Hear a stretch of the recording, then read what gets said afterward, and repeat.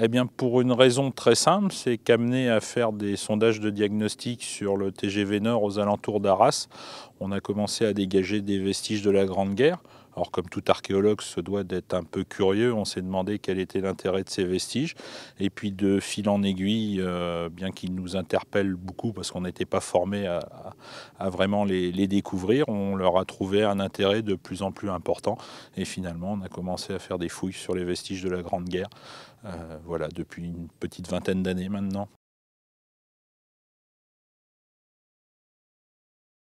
Deux sites emblématiques de l'archéologie de la Grande Guerre.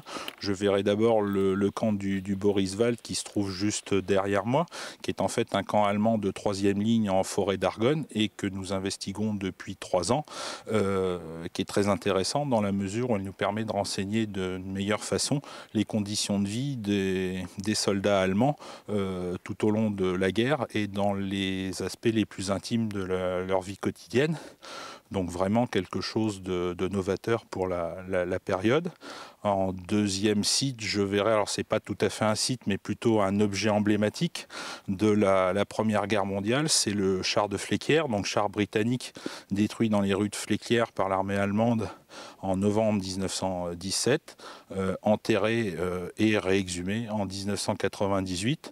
Alors ce char a été détruit à l'avant par un coup direct d'un obus allemand et présente les stigmates d'une fin extrêmement violente qui me paraît aussi emblématique de ce qu'a pu être la Grande Guerre et tout son cortège de choses plus ou moins atroces.